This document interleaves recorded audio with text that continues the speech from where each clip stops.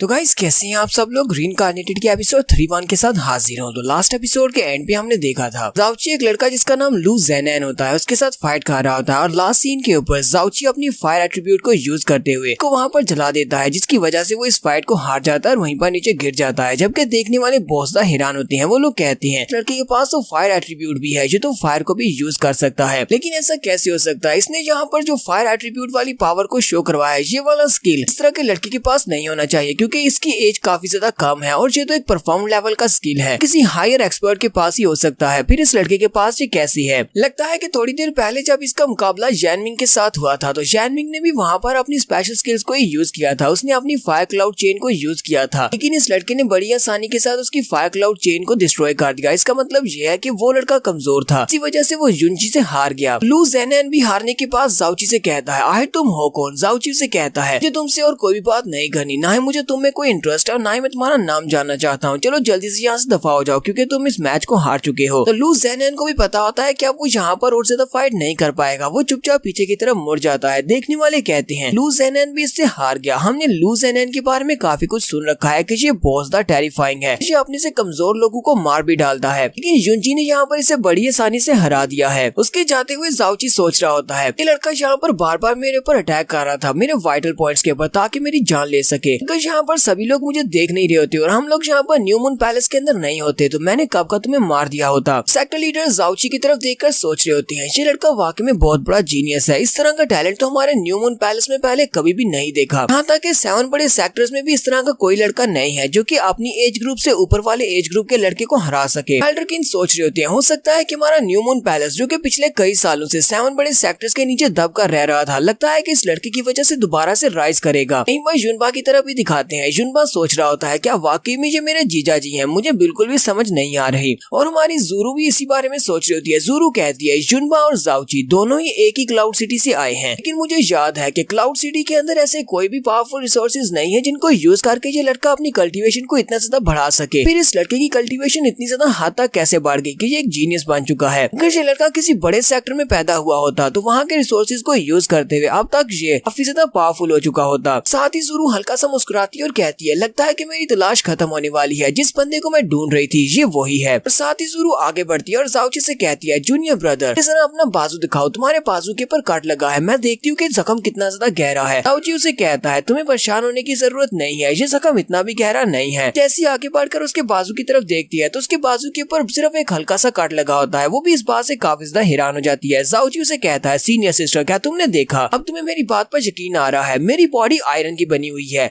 छोटे मोटे कट तो मुझे लगते रहते हैं। तो ज़ूरू उसकी बात सुनने के बाद आके से हंसना शुरू कर देती है और उसे कहती है तुमने कहा कि तुम्हारी बॉडी आयरन से बनी हुई है, लेकिन ऐसा कैसे हो सकता है जबकि तुम बहुत ज्यादा व्हाइट और टेंडर दिखाई देते हो, तो बिल्कुल एक टॉय बॉय हो। साथ ही ज़ूरू सोच रही होती है लू जेनैन ने यहाँ पर अपनी फुल पावर के साथ इसके बाजू के ऊपर कट लगाया था, लेकिन फिर भी इसके बाजू के ऊपर सिर्फ एक छोटा सा कट लगा है। इसका मतलब तो यह है कि इसकी फिजिकल स्ट्रेंथ भी काफी ज्यादा है और इसकी फिजिकल स्ट्रेंथ के साथ साथ इसकी बॉडी भी टफ है। जाउची से कहता है ज़ूरू तो मैं तुम्हें किस एंगल से एक बॉय टॉय दिखाई देता हूँ, क्या तुम्हें पता है कि एक बॉय टॉय किसे कहते हैं। जब कोई खूबसूरत लड़की किसी लड़के को अपना गुलाम बना लेती है तो उसे बॉय टॉय कहते हैं और मेरे पास तो कोई भी खूबसूरत लड़की नहीं है तो फिर मैं एक बॉय टॉय कैसे हो गया। और साथ ही वो से कहता है सीनियर सिस्टर क्यों ना तुम मुझे अपना गुलाम बना लो, तुम मुझे अपने साथ रख लो और फिर मैं तुम्हारा बॉय टॉय बन जाऊंगा। जबकि ज़ूरू से कहती है तुम तो काफी अच्छी बातें करते हो लेकिन मैं तुम्हारी सीनियर सिस्टर हूँ और मुझे तुम्हें कोई भी इंटरेस्ट नहीं है। फिर साथ ही वो से कहती है अगर तुम यहाँ पर मुझे और ज्यादा टीज करोगे तो फिर मैं सारी खूबसूरत लड़कियों को तुम्हारे बारे में बता दूंगी कि तुम शादीशुदा हो, उसके बाद कोई भी सिंगल लड़की तुम्हारे पास भी नहीं भटकेगी, इसलिए चुपचाप मुझे सीनियर सिस्टर की तरह ही रिस्पेक्ट दो। क्योंकि मूरोंग वहाँ पर भीड़ में खड़ा ये सब कुछ देख रहा होता है और गुस्सा हो रहा होता है कि ये दोनों आपस में हंसकर क्यों बातें कर रहे हैं। यहीं पर जाओ फैक्ट्री का जाओ लूचेंग आगे बढ़ता है और ताली बजाते हुए कहता है तुम तो वाकई में मैग्निफिसेंट हो, मैंने तुम्हारी फाइट को देखा है, तुम बहुत ज्यादा शानदार हो। मैं तो यहाँ पर अपने फादर की जगह पर अपने फादर के बिहाफ पर नए सेक्टर लीडर को मुबारकबाद देने के लिए आया था, लेकिन यहाँ पर चैलेंजिंग वाली फाइट को देखकर मैं बहुत ज्यादा एक्साइटेड हो गया हूँ। तुमने वाकई में बहुत ही अच्छे से फाइट की और एक रो में तुमने 4 लड़कों को हराया है जो कि एलीट डिसाइपल्स थे। मैं तो बहुत ज्यादा लकी हूँ जो कि न्यू मून पैलेस के न्यू राइजिंग स्टार को यहाँ पर देख रहा हूँ। वो सभी लोग उस तरफ देखते हैं और कहते हैं ये तो जाओ लूचेंग है, हमारे पूरे न्यू मून सिटी में ये एक नंबर 1 डिसाइपल है जो कि अभी तक अपनी एलिमेंट्री परफॉर्म राउंड के 10th लेवल तक पहुंच चुका है और इसकी उम्र सिर्फ 18 साल है। तो सभी लोग सोच रहे होते हैं कहीं ऐसा तो नहीं है कि ये भी यहाँ पर युनजी को चैलेंज करने के लिए आ रहा है। अगर इसने भी युनजी को चैलेंज कर दिया तो फिर क्या होगा, इन दोनों में से कौन फाइट को जीतेगा। तो जाओ लूचेंग हमारे जुंची की तरफ चलता हुआ आगे बढ़ता है। वो सभी लोग कहते हैं ये तो वाकई में जुंची की तरफ आगे बढ़ रहा है, लेकिन ऐसा कैसे हो सकता है, ये उसे चैलेंज क्यों करेगा जबकि इन दोनों के स्टेटस और इन दोनों की पावर में बहुत बड़ा गैप है। ऐसी वो जाओची के सामने आकर खड़ा होता है। जाओची उसे रिस्पेक्ट देते हुए कहता है, यंग मास्टर जाओ, आपने यहाँ पर मेरी कुछ ज्यादा ही तारीफ कर दी। आपने मुझे न्यू मून पैलेस का राइजिंग स्टार कह दिया, जबकि मैं एक राइजिंग स्टार नहीं हूँ, तो बस एक आम सा डिसाइपल हूँ जिसने यहाँ पर लकी होने की वजह से 4 फाइट्स को जीत लिया है। राइजिंग स्टार का टाइटल तो आपके लिए है यंग मास्टर, आप तो वाकई में मैग्निफिसेंट हैं। जाओ लूचेंग से कहता है, लेकिन मुझे लगता है कि आज जो तुमने यहाँ पर बैटल दिखाई है, जो तुमने यहाँ पर अपने स्किल्स दिखाए हैं, उसके बाद से पूरे के पूरे न्यू मून सिटी के अंदर सिर्फ तुम्हारा ही नाम लिया जाएगा। जब भी कभी जीनियसेस की बात होगी तो तुम्हें भी उन जीनियसेस में काउंट किया जाएगा। जाओ जी से कहता, आप फिर से मेरी कुछ ज्यादा ही तारीफ कर रहे हैं। मास्टर जाओ, आपके सामने मेरे स्किल्स तो बिल्कुल पानी कम है। मैं इस लायक नहीं हूँ कि आपके सामने मेरा नाम भी लिया जाए। उम्मीद करता हूँ कि यहाँ पर आप मुझे कुछ अच्छी एडवाइस देंगे। मैं आपकी हर बात को सुनूंगा जो भी आप यहाँ पर कहने वाले हैं। साथ ही जाओची अंदर से सोच रहा था, पता नहीं ये कमीना अब क्या चाहता है, कहीं ये मुझे चैलेंज तो नहीं करने वाला। जाओ लूचेंग से कहता है, मैंने यहाँ पर तुम्हारी 5 फाइट्स को देखा है और 5 फाइट्स में तुमने बहुत सारे स्किल्स को दिखाया है जो कि काफी सारे परफॉर्म स्किल्स थे। मुझे भी अपने हाथ में खुजली महसूस हो रही है। मैं भी तुम्हारे साथ एक स्पार मैच करना चाहता हूँ। जो पॉसिबल हो तो क्या तुम मेरे चैलेंज को एक्सेप्ट करोगे और मेरे साथ एक फ्रेंडली स्पार मैच करोगे? तो देखने और सुनने वाले सभी लोग बहुत ज्यादा हैरान हो जाते हैं और कहते हैं, ऐसा कैसे हो सकता है? जाओ लूचेंग एक न्यू लड़के को आपको चैलेंज कैसे कर सकता है? उसकी उम्र तो सिर्फ 16 साल है, ऊपर से वो अपनी एलिमेंट्री परफॉर्म राउंड के फर्स्ट लेवल पर है। उनमें से कुछ कहते हैं, लगता है कि 7 सेक्टर्स में से 5 बड़े सेक्टर्स को हराने की वजह से जाओ लूचेंग काफी ज्यादा गुस्सा है और वो युंची को यहाँ पर सजा देने के लिए उसे चैलेंज कर रहा है और इसी फाइट के दौरान ही वो उसकी कल्टीवेशन को क्रिपल कर देगा। हमारा जाओची जाओ लूचेंग की तरफ घूर कर देख रहा होता है और कहता है, इसकी आंखों के अंदर मुझे महसूस हो रहा है कि इसकी आंखों के अंदर किलिंग इंटेंट है, ये मुझे मारना चाहता है। लेकिन ये ऐसा क्यों करना चाहता है? मैंने तो इसकी फैमिली के किसी मेंबर के साथ फाइट नहीं की और ना ही मैंने इसको यहाँ पर अपोज किया है, फिर ये सब कुछ मेरे साथ क्यों करना चाहता है? मेरी इसके साथ कोई भी दुश्मनी नहीं है। मुझे लगता है कि ये मुझे अभी से अपने रास्ते से हटाना चाहता है क्योंकि इसी ने कहा कि मैं एक राइजिंग स्टार हूँ और फ्यूचर में इसके रास्ते की रुकावट बन सकता हूँ। जाओची सोच रहा होता है, अगर ऐसी बात है, अगर ये मुझे यहाँ पर डिस्ट्रॉय करना चाहता है तो फिर इससे पहले मैं इसको डिस्ट्रॉय कर दूंगा।